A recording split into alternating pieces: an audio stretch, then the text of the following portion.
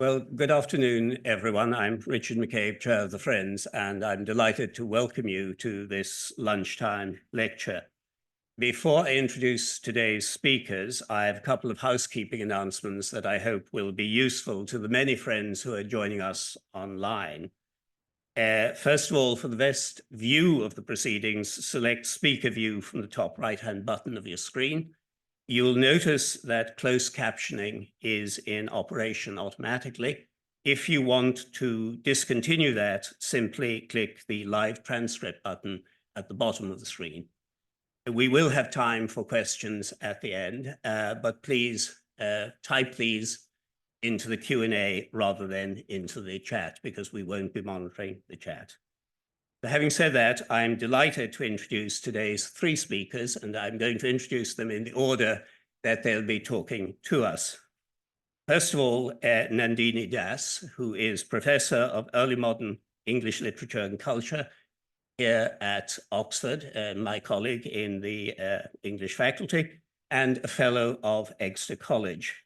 Nandini concentrates on issues of travel, migration, and cross-cultural interaction, and she's published widely on Renaissance literature while also regularly presenting her ideas on radio and television.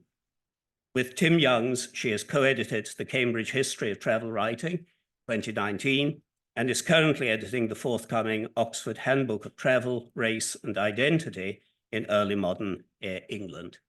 But her most recent book, Porting India, England, Mughal, India, and the Origins of Empire, received the 2023 British Academy Book Prize for Global Cultural Understanding. So it's been very well received. Copies are available in the Bodleian bookshop, and Nandini tells me she'd be happy to sign copies if people wanted to do that at the end. Our second speaker is Alistair Watson, who is Bahari Curator of Persian Collections at the Bodleian Library. He studied Arabic and Persian at SOAS in London and has a master's degree in translation studies from the University of Edinburgh. He began working at the Bodleian in 2009 and is currently responsible for the curation of our Persian collections and the Islamic manuscripts generally. In 2012, Alistair curated the Oxford exhibition Love and Devotion from Persia and Beyond.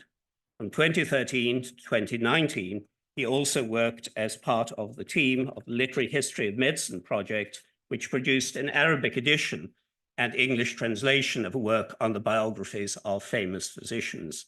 He's currently working on a book which showcases the gems of the Bodlei's libraries, of the Bodlei's Islamic collections. Our third speaker this afternoon is Julia Berman, who is a senior paper conservator here at the Bodley. Julia graduated in fine art before training in conservation at postgraduate level. She specializes in the treatment of unstable paper and parchment substrates and paint layers, working on some of the Bodlei's major treasures from medieval and early modern manuscripts to Chinese hanging scrolls. Julia has managed large-scale projects for us, including the treatment and rehousing of the earliest papers of the Oxford University Archive and the John Johnson collection of printed ephemera that many of you will know of. More recently, Julia completed the conservation of the album of Mughal Indian paintings and calligraphy that we have with us here today. And if you happen to be carrying bottles of water, please don't bring them next to the album. Today, our three speakers are going to discuss the Mughal Empire in relation to Nandini's award-winning new book and the conservation of the Bodlei's unique album. So I'd ask you to give all three speakers a very warm welcome.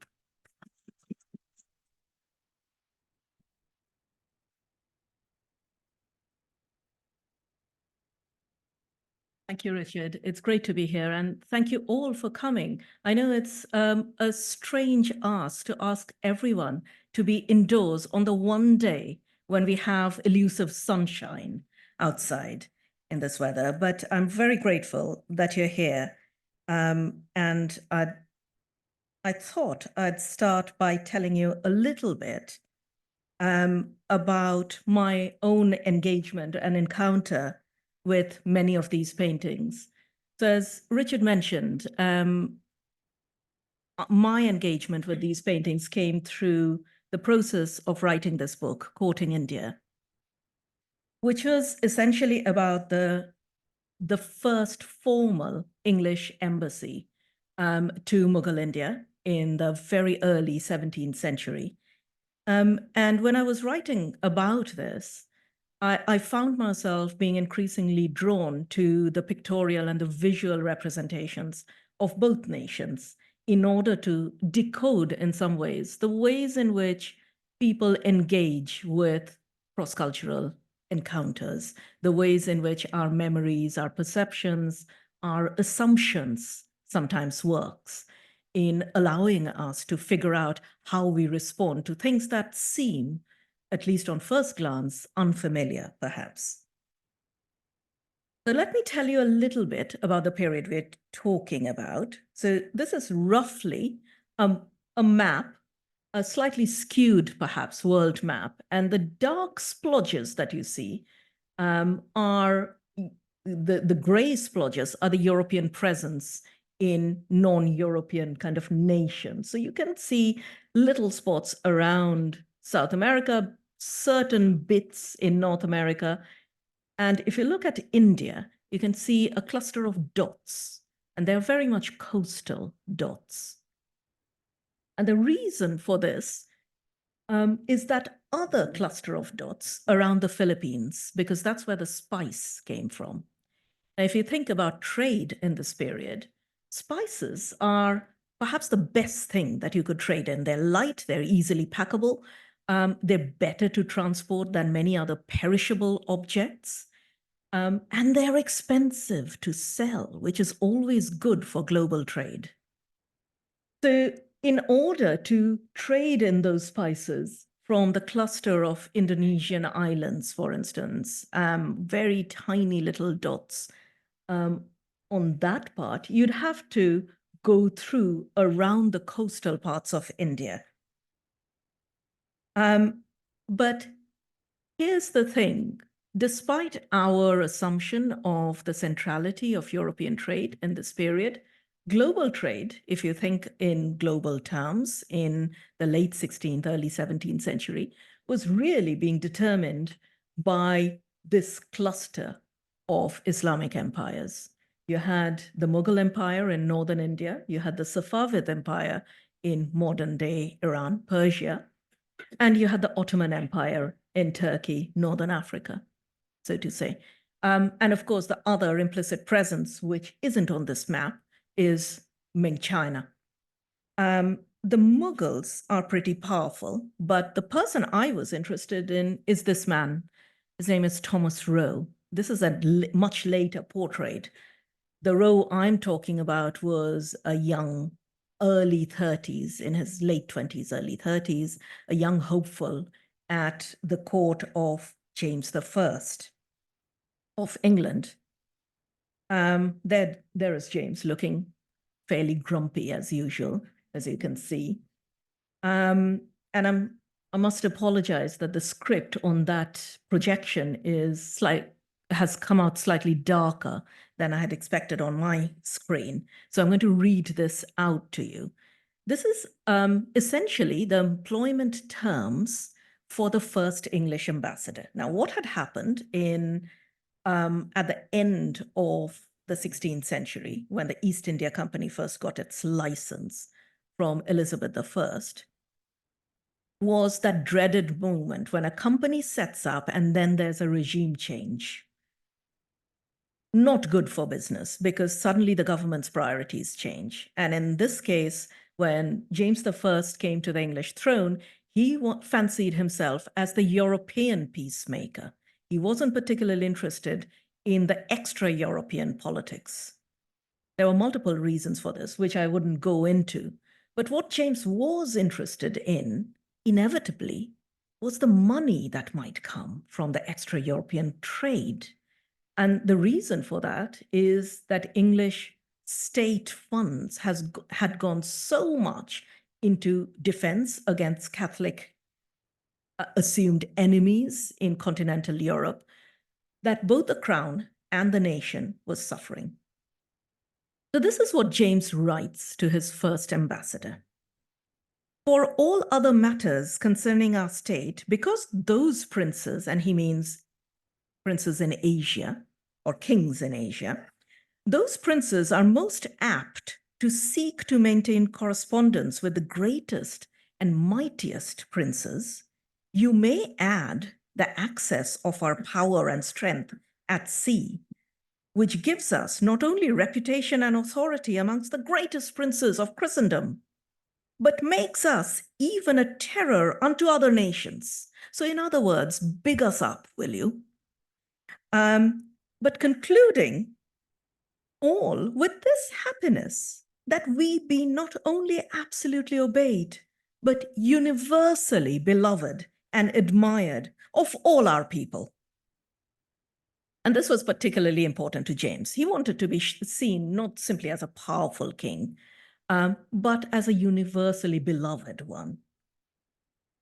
So there is our poor man Roe, who's been given this task by his king, but at the same time, he's been given a role to enact by the East India Company. And the reason for that goes back to James's position. As I said, he's in dire straits in terms of his finances. So the only way he agreed to appoint an ambassador is by saying to the East India Company, I'll do that if you really want someone to push your plea for trading licenses in the Mughal Empire, but you'll have to bankroll that employment and that embassy. So that's what happens. Roe has this big task from James I. He also has an equally substantial task from the East India Company, which is to get the all-important trading licenses, which will allow him and the English to set up shop on those little dots that you saw on the map of India. So where was he going? And some of you who have had a chance to look at that magnificent album will have seen an early version of the man on the right-hand side. This is Emperor Jahangir. Just in terms of your timeline, if you think about the Tudors and Stuarts in England and the Mughals in India, Elizabeth I in England is a direct contemporary of Akbar the Great, who was the first really stable emperor, the third emperor in the Mughal line. The Mughals had arrived in India in 1526. So they're a fairly new power in northern India at this point. Jahangir, the man on the right, is a direct contemporary of James I of England, James VI of Scotland, that is. Here he is, standing on a lion, hugging the emperor of Persia. And you can see how pointedly the Mughal courtly artists have made the emperor of Persia slightly shorter. I'm sure that the Persian artist exactly at this point was playing the height difference in exactly the opposite way in their own representations. So this is where Roe was going. And just to give you a sense of the scale, and this is particularly what I found interesting in writing about this period, when we think about the British Empire, our perceptions are quite often from a post-imperial perspective. And that means we have certain assumptions about the power difference between the South Asian subcontinent and England. Those assumptions go out of the window when you're looking at the early 17th century. So at this point, England is, as I said, is struggling financially. It has also gone through multiple plagues. For instance, it has withstood the threat of the Armada. It is still kind of finding its feet as a nation in terms of how to articulate its identity as a nation. The Mughal Empire, on the other hand, as I said, is one of the four large empires that control global trade. In fact, it's second in terms of economic power to Ming China. So as I was saying, just to give you a comparison, there's an East India Company merchant who tries to convey exactly that sense of difference to his bosses back home in Fenchurch Street in London. And he says that the individual kind of income of the Mughal emperor, Emperor Jahangir at this point, is about 100 times the state income of England. So it's a huge difference. And it's the difference that really is flaunted in poor Roe's face when he arrives in India, in the western coast of India, and then travels up to a place in Rajasthan called Ajmer. This is an example of an image from 1615 of a very popular custom at the Mughal court. This is a custom that the Mughals borrowed from Hindu religious ceremonies. It's called Tuladan, a custom where the emperor or the prince would be weighed on important occasions like birthdays or New Year's, and their body weight in silver and gold would be distributed among the poor. The Roe writes in great detail about this process. For me, when I was writing this particular text, the two texts that I could go to, and I was hugely fortunate in this sense, were enormously detailed diaries. On the one hand, I had Roe's own journal, and this was a day-to-day journal. The East India Company was terribly fond of paperwork. And in fact, they made a point that they weren't going to pay any of their employees in full till they returned all their paperwork, which included a day-to-day journey to prove that you were doing the work you were contracted to do. So from Roe's journal, part of which survives still in the British Library, we get an almost day-to-day report of instances, events like these of the Tuladan. On the other side of the story, we also have Jahangir's own journal or memoir, day-to-day memoir called the Jahangirnama. Except there's a major gap between the two. So on any given day, I might turn to a day in Roe's journal where he talks for about a good 5 pages about the moment when the Emperor Jahangir glanced at him at the public audience. And he decodes that enormously, the order in which he glanced at all the other gathered diplomats, and the fact that he was the first person that he glanced at, and he was standing in the right-hand side, which is, of course, the position of honor.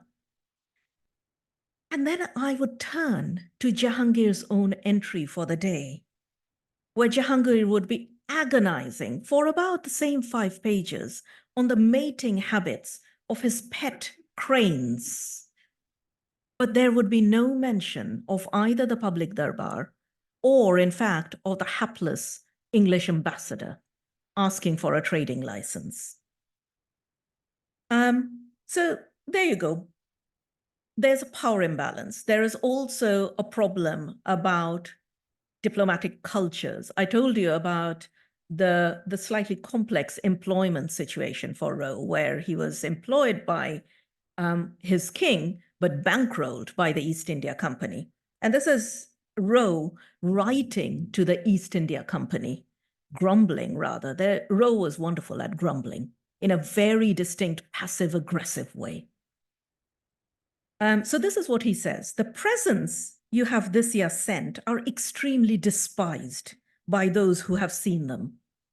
The lining of the coach and cover of the virginal scorned, being velvet of these parts and faded to a base tawny, the knives little and mean, so that I am forced to new furnish the case out of my own store.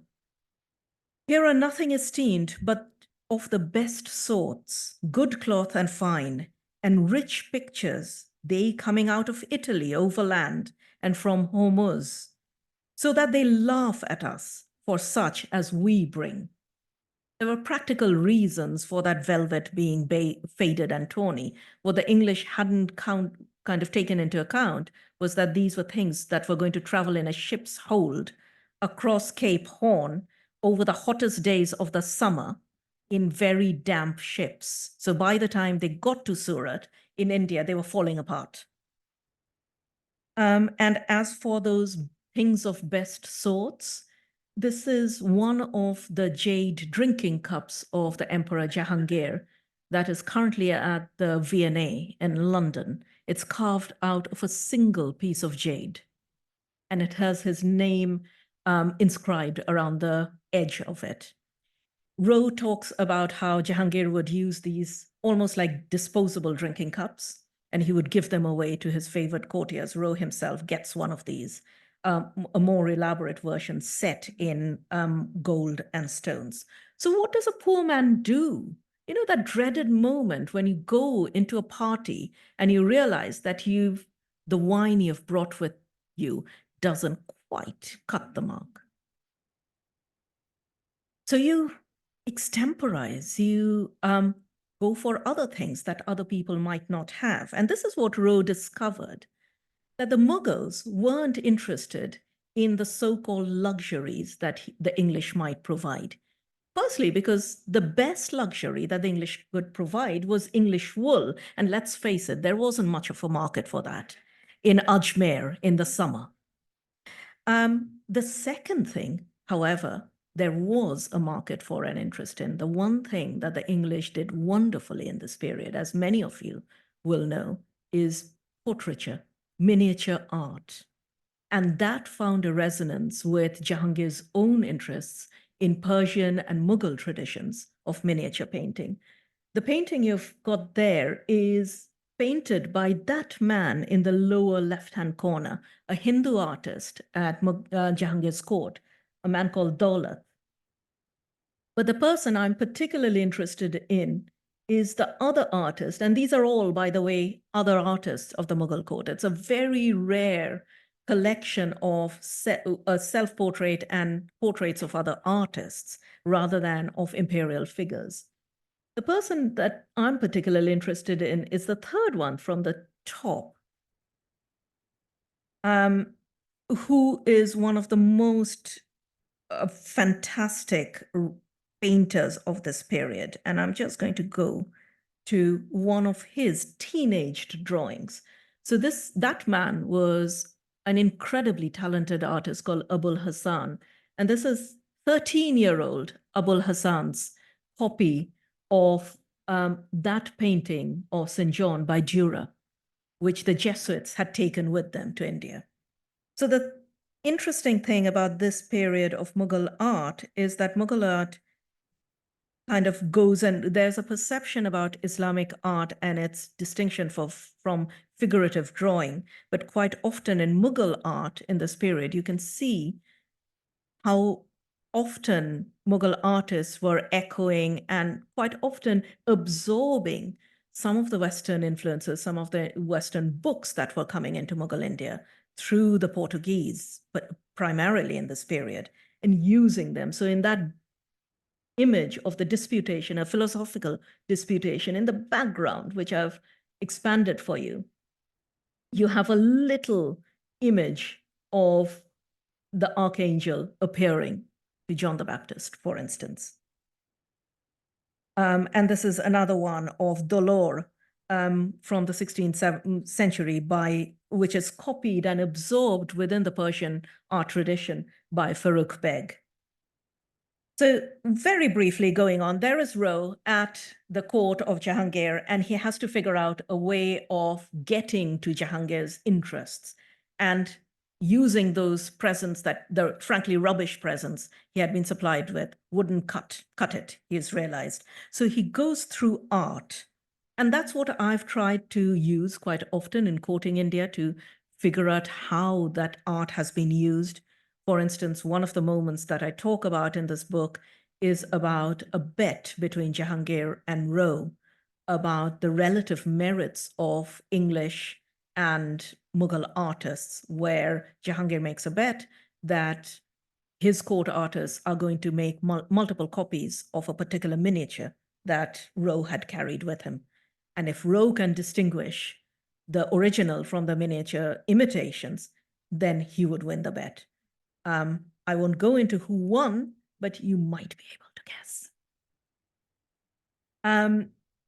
For me, the other interesting thing was the relatively fragile but also interesting glimpses into the differences between the two courts and the differences from our assumptions that we might get from these miniatures.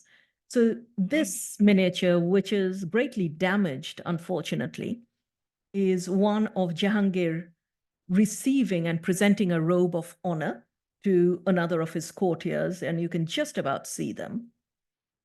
But the bit that I'm more interested in, if you peer just over the white tower in the bottom left-hand corner, there's a man in red with a white ruff around his neck, if you can see. So this image was painted in late 1616, early 1617, exactly at the time when we know that Roe was the only European present, only European in civilian clothes present, by the way.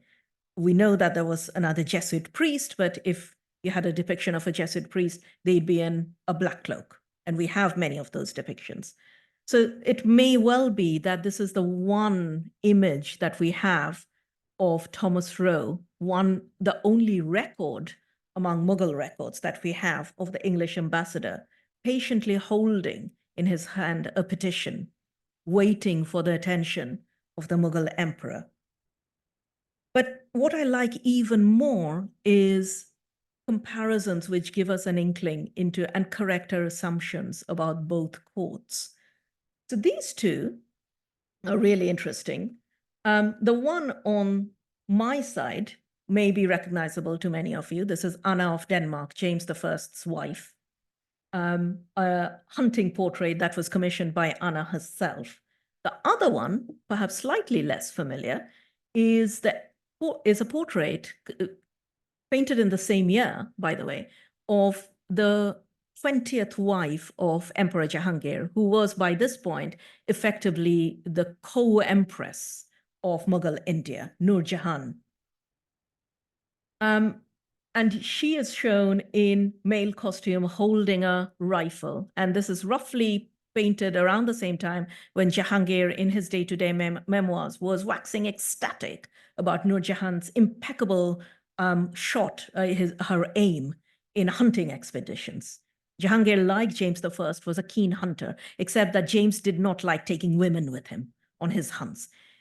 He didn't really believe that women could do hunting or, in fact, anything on the same level. So you can see in Anna's own commissioned portrait, she has positioned herself explicitly in a way so that a portrait of James cannot be paired with her. That's why she's standing arm akimbo on that side.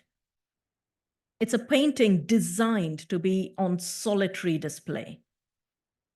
And this is something that plays really interestingly into Roe's understanding of the Mughal court, where he absolutely cannot understand why the women have so much power. Coming from the Stuart court, where the roles, the domains of the women and the men are very clearly distinguished. Anyway, this is just another example. That image is the one that I've used on my cover, and now that one of my early readers had pointed out, and I cannot unsee it, it was pointed out to me that James has particularly the look of someone who has been standing too long for a bus that hasn't turned up. But as you can see from those two Mughal images, they're very clearly copies from these two portraits by John de Critz, which were commissioned by James I. So these are being absorbed into Mughal art in this period. I'm going to come in my final slide to a final turn of that absorption and conversation between two kinds of painting styles, which are also embedded into the interlinked histories of the two countries.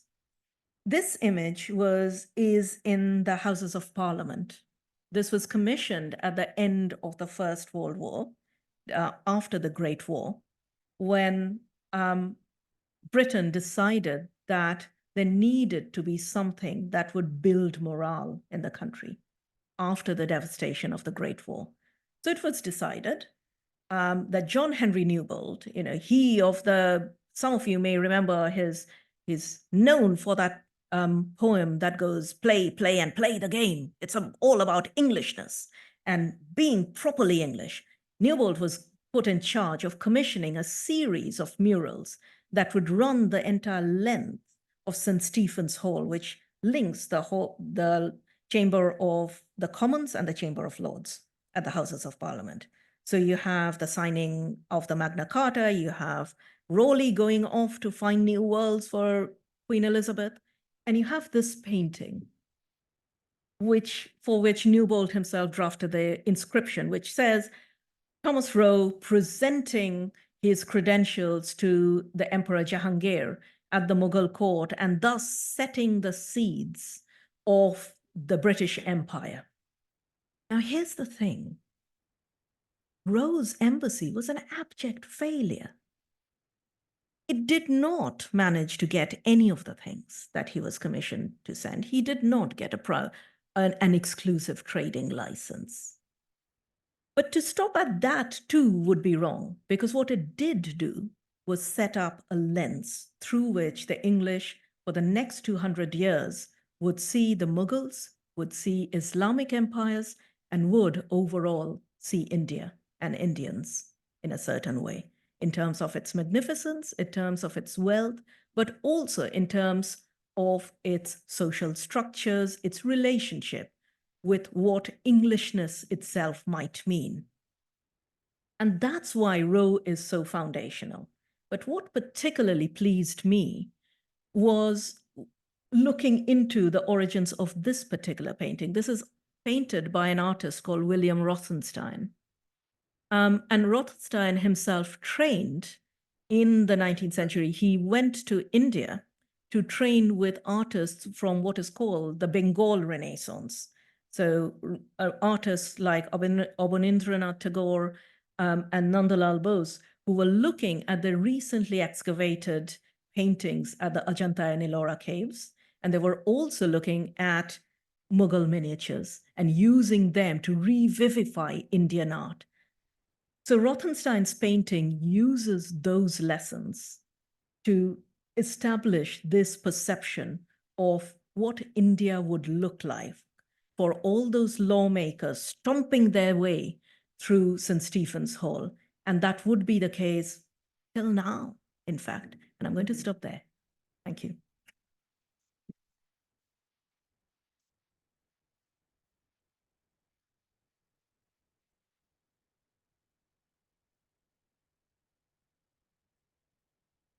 Thank you, Nandini. The title of the lecture today was The Mughal Empire and the Mughal Album. Many of you who are in the hall today may have seen the album on display at the front there. I'm here to talk a little bit about this album and introduce some of its features and give you a bit of history about it.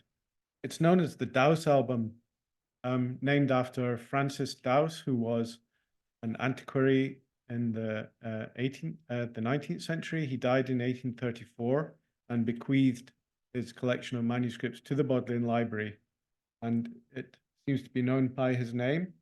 In these days of decolonializing collections, maybe better to think about changing its name to the Shah Shuja album, perhaps, because some people think that it was made for Shah Jahan's son, Shah Shuja. This is something we're in discussions with at the moment, and with We Are Our History project, which is looking into these types of issues in the collections. It's something we're thinking about. But it's known as the Douce album. It is shelf mark MS Douce or A1, and it's a high-end and luxurious example of what is called a muraqqa. Muraqqa is an Arabic word meaning a patchwork, so a collection of items. In this case, fine calligraphic panels, mainly of excerpts from the verses of classical Persian poets, and works of figurative art and miniature paintings, all highly decorated, and together with other elements such as shamsa sunbursts, pattern paper. Yes, pattern paper you can see on the right here. Calligraphic panels like in the middle and figurative painting on the left. And it is thought that the Douce album was assembled at the Mughal court of Shah Jahan, who reigned from 1628 to 1658. He was the son of Jahangir, of course. Possibly assembled around 1650, although Many of the pieces in the book are undoubtedly much older, as is the nature of such albums. In fact, here is an image from the album of Shah Jahan himself. Shah Jahan means king of the world, and got the globe, the orb in his hand, showing that he's controlling the world. Two of the calligraphic panels, one of them here, is dated. This one is dated 1504, 910 of the Hijra, and the other is dated 1530, both by the same calligrapher, Mir Ali, and he wrote all the panels. He inscribed all the panels in the album, and he signed himself as Mir Ali the scribe, often adding the poor, the destitute, in a show of modesty. Mir Ali was one of the renowned masters of the Persian Nastaliq script, and he was the favored calligrapher of the Mughals, and his works were greatly sought after and collected in similar albums. The Douce album possesses a splendid lacquer binding, whose outer and inner covers feature floral and avian motifs, as well as scrolling vines with bunches of grapes. Following this, there are more than a dozen examples of decorated paper with linear and floral motifs, each one similar yet subtly different to the others. After two wonderful sunbursts, or shamsas, one of them, we find a portrait of Amir Taimur on the left here. That's Tamburlaine of Christopher Marlowe, the progenitor of the Mughal dynasty, not accidentally juxtaposed with a portrait of Shah Jahan of Timur's line in a bold statement in case that should be forgotten. Then there follows 16 panels. Actually, I just wanted to mention this other juxtaposition of Shah Jahan killing a wild bull on the right here, and on the left, Rustam playing a dragon. So these are on facing pages in the album, and another statement equating Shah Jahan with the legendary Herculean hero of the Shahnameh, Rustam.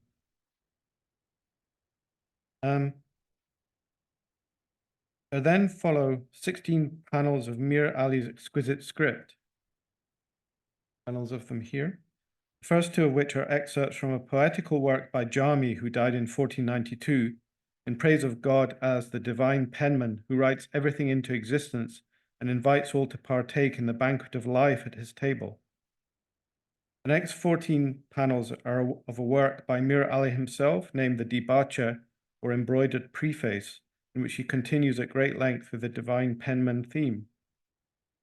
The rest of the album is taken up with individual calligraphic set pieces, mainly of 2 or 3 lines taken from longer poems by Persian poets, interspersed with courtly scenes and figures of personalities at court, hunting and battle scenes, scenes from the Persian epic Shahnameh, and even Christian figures such as Jesus and Mary. Poetry in the album is generally mystical love poetry, such as this excerpt on folio 19b by 14th century poet Kamal of Khujand, and Khujand is in modern-day Tajikistan, who died in Tabriz in western Iran around 1400 of the Gregorian calendar. This,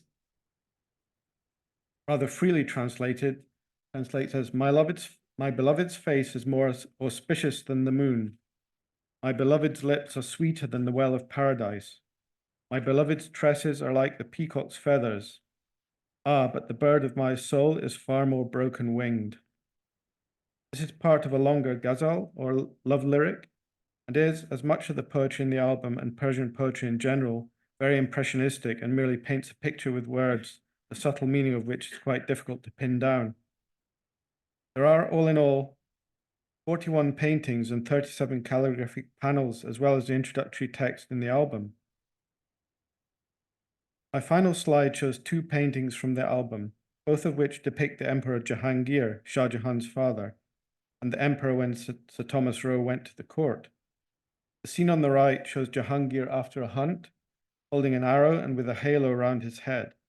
The future Shah Jahan stands before him with others in attendance. The miniature on the left is the one which is on display in the room today, and shows Jahangir visiting a holy man in the desert.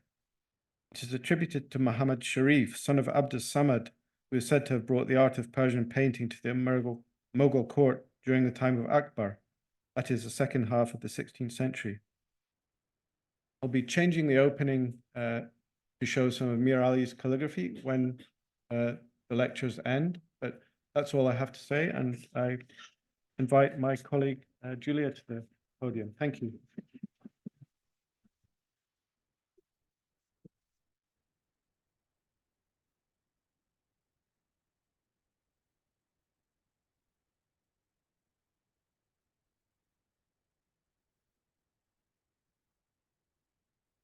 Okay, so this album has actually just returned from the MK Gallery in Milton Keynes after having had my conservation work on it. So part of my work is to assess the condition and of collection material for exhibition and loan. And in 2019, I found that the paintings inside this album were actively flaking, and it was necessary to treat it to support the continued access for research and display. And so treatment went ahead in 2020 and it completed in 2023. But I didn't work on it solely. During that time, it was about 200 and something days that I worked on it. So I'll just highlight a few aspects of the conservation treatment and also some observations about the album's construction that I noticed while working so closely with it under the microscope. The binding has the corners of these rigid boards are abraded, and this has exposed their construction, which comprises of sheets of paper layered and pasted together. And a plant-based adhesive would traditionally have been used to paste the sheets together, and after which the boards would have then been primed with gesso, and the gesso would either probably be something like chalk or gypsum, and it would then be smoothed before decorating. Examination under the microscope of a damaged area of the decorated surface, which is the bottom right slide, shows that there's at least 5 layers applied to the boards. And there's a dark red tinted lacquer over the boards, and that may derive from something like cochineal or lac. Above that, there's a layer of metallic gold, which is what you see over the vast majority of the covers there. And they would have coated the board with an oil or animal glue so that the gold leaf would stick.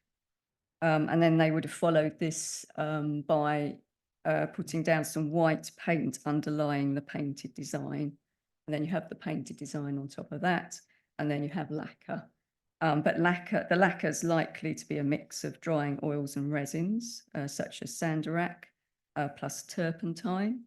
And such boards would have had actually many coatings of lacquer during their making, and they'd have to leave it to dry between each coat.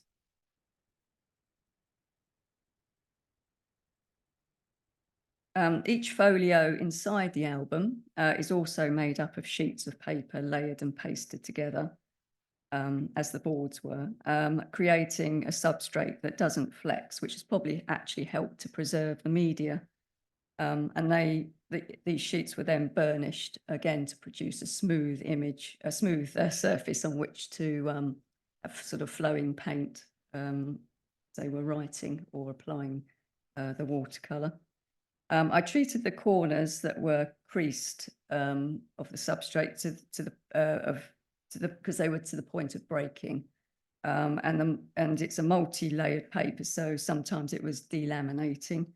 So not surprisingly, it's particularly at the lower right corners of the boards of the paper, sorry, of the actual folios, because, you know, that's where you tend to just take the page and turn it. So that's obviously happened over many centuries. Here we have the pigments identified on one of the folios, which is folio 42A, and it's typical of the Mughal palette. The pigments would have been combined with gum to produce the opaque watercolour paint. The mineral malachite was used, which makes a very nice green. And in the conservation studio, we have made this using traditional methods to understand how paints were made. So you crush and grind the malachite rock with a pestle and mortar, and this is followed by washing and levigation to remove the impurities. And the more you grind malachite, the lighter the green colour that you achieve. We also have lazurite, which is extracted from lapis lazuli rock. Again, crushing and washing and levigating and removing the calcite and iron pyrite during the preparation, leaving the much prized deep blue pigment that you see, for example, on the Virgin Mary's cloak. There's indigo, derived from the fermented leaves of the indigo plant. White lead, made by exposing strips of lead to acetic acid, which results in a white deposit that's scraped from the lead. And then there's also the red lead that you see on the angel's tunic, and that's roasted white lead, which to achieve the red colour. There's ochres and also an organic yellow, and there's an insect-based pink, again on the angel's tunic, and that possibly, although we haven't actually tested to the extent that we know, but it's likely to be something like the extract from the resin extracted from the lac insect, which was indigenous to Southeast Asia. And then we have carbon black as well, which is from burning organic materials to soot. And that's also used for a lot of the calligraphy, for the calligraphy itself on the calligraphic panels.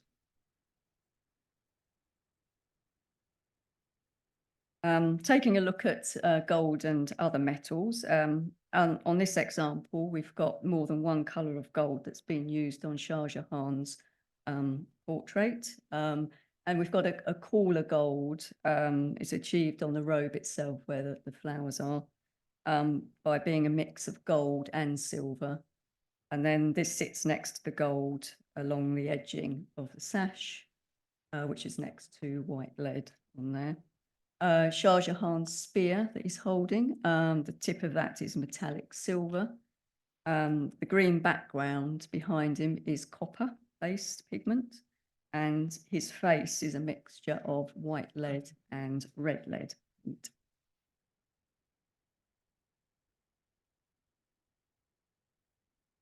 This folio is also an example where the gold is embellished to create texture and liveliness.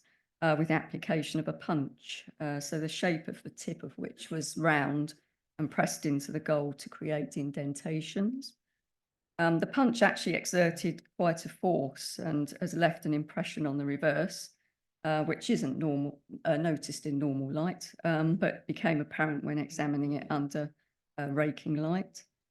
Other decorative techniques include stippling in a random pattern and scoring the gold, and also painting over indigo, which gives a slightly more sort of duller tone. The surfaces were not only pricked and punched for decorative purposes, but they were also pierced to actually mark out the design as well.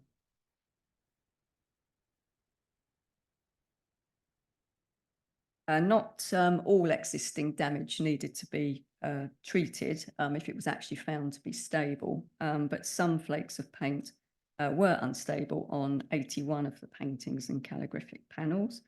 So the flakes were actively lifting away from the paper beneath. To secure the unstable flakes, I introduced a minute amount of adhesive under the edges of individual flakes to reattach them to the substrate. This treatment's carried out under the microscope using an exceptionally fine brush and a very steady hand and elbow as well. I found. I chose to use an adhesive that was made from red algae because I based it on good aging properties of the adhesive, and it had a suitable flow and colour and a low gloss, and I also selected a low concentration because I didn't want an adhesive that was too strong.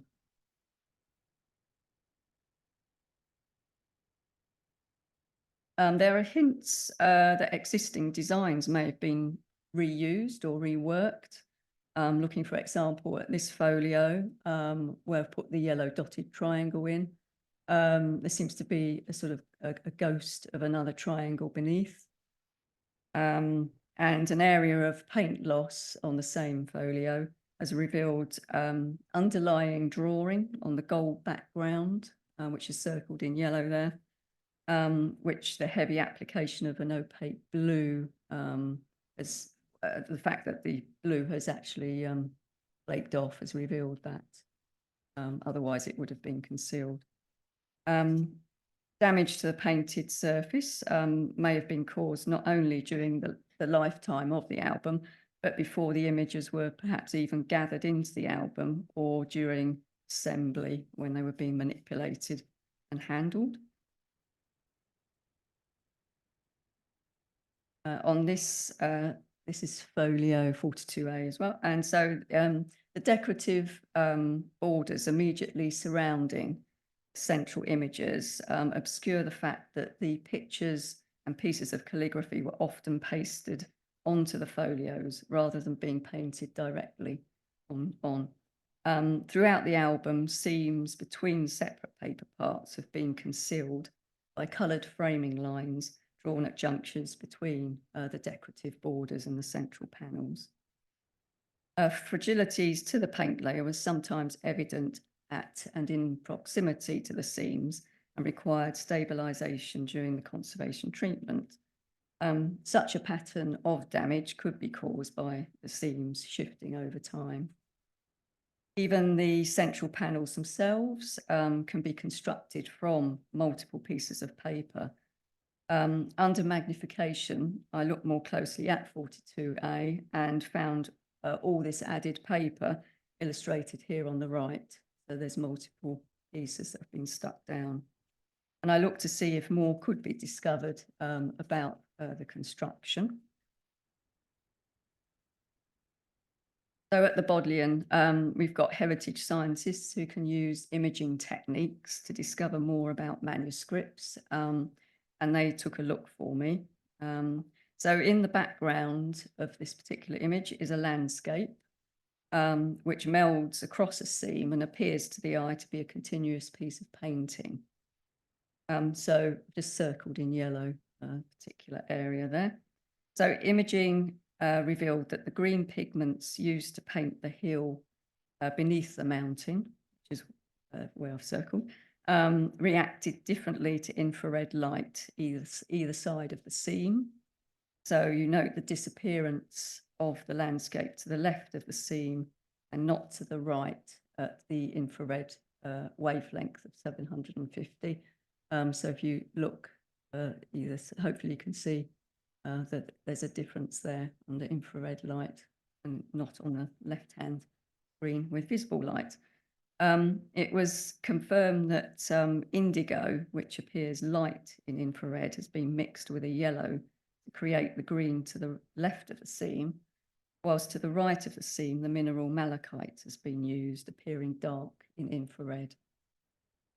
You can also see a difference in the angel's wings either side of the seam. And it was established that the grey wings of the angel were painted with a mixture of black and white to the left of the seam.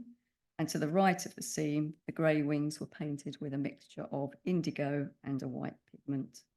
So these results indicate perhaps that this folio has been through more than one phase of painting during its creation.